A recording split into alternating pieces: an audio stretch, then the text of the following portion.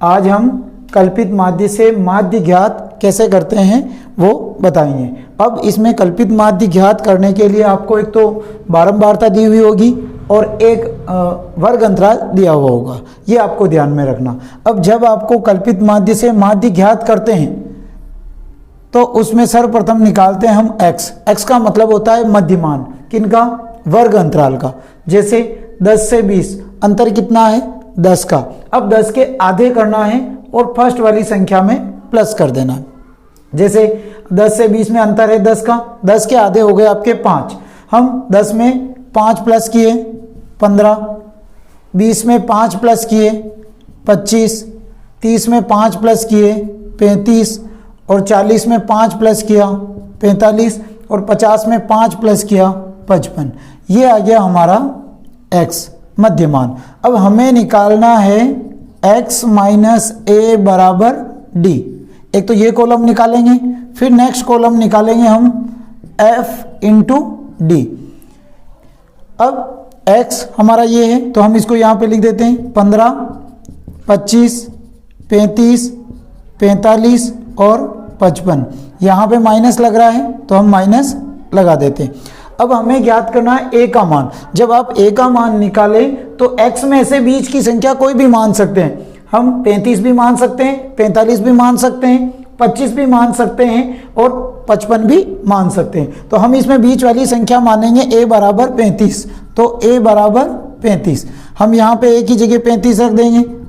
35, 35, 35, 35 और 35। अब इसको हम घटा देंगे, बराबर लगा करके घटा देंगे।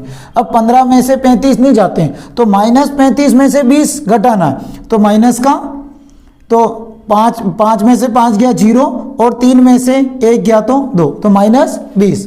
अब हम 35 में से 25 गए तो माइनस के 10, 35 में से 35 गया 0 और 45 में से 35 गया। अब ये देखो प्लस की संख्या बड़ी हो गई तो 45 में से 35 गया तो प्लस के 10 और 55 में से 35 गए तो ये आ गया हमारा 20। अब हमें क्या कह रहा है? f into D. अब बच्चों की संख्या ये है हमारी बारंबारता और इसे हम कहते हैं फ्रीक्वेंसी अर्थात f। इसको और इसको, इसका मान आया -20 और ये है 3, इन दोनों को हम गुणा करेंगे तो -20 को 3 से गुणा करेंगे तो माइनस के 60 और -10 को 5 से गुणा करेंगे तो माइनस के 50 और 0 को 4 से गुणा करेंगे तो 0 और 10 को 7 से गुणा करेंगे तो 70 और 20 को 6 से गुणा करेंगे तो 20 × 120। ये हमने ये टेबल बना दी। अब हमें क्या करना है इसमें कि माइनस माइनस को प्लस करेंगे और प्लस प्लस को हम प्लस करेंगे। तो इसको हमने जोड़ा तो -6 और 5 11 तो माइनस के 110 हो गए।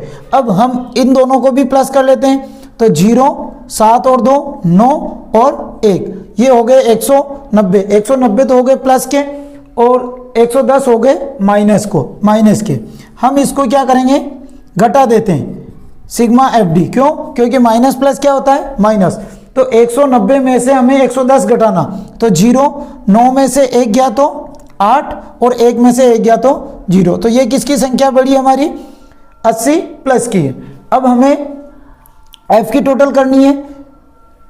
5 3 8 8 4 12 12 और 7 19 19 और 6 25। ये आ गया हमारा किसका मान? सिग्मा f का मान।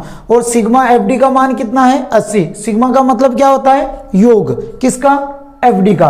अब हम इसको सूत्र से सोल्व करेंगे। इसका सूत्र है हमारे कल्पित माध्य का x बार बराबर a plus sigma F D बटा सिग्मा f। अब देखो a का मान क्या है हमारे पास में? 35। तो यहाँ पे लिख दिया हमने 35 प्लस सिग्मा एफ डी का मान है 80 बटा और सिग्मा एफ का मान है 25। अब हम देखो जिस संख्या के अंत में 0 और 5 हो इकाई का अंक तो वो 5 से पूरी बार कटेगा। तो 5 × 5 = 25, 5 × 5 3 बचे, 5 × 30, ये आया 16/5। तो इसको लिखा 35 प्लस 16/5। अब देखो 16 में हम 5 का भाग लगाएंगे तो 5 × 15, 1 बचा, 0.5 दूनी 10, कितना आया तो 35 प्लस 3.2। अब 35 में हम 3.2 प्लस करेंगे तो 35 में इकाई की संख्या 3 है और इधर इकाई की संख्या 5 है, तो 5 और 3 8, तो ये हो गया 8, ये 3 और ये 0.2। तो हमारा आंसर आया कल्पित माध्य का 38.2, ये हमारा आंसर है।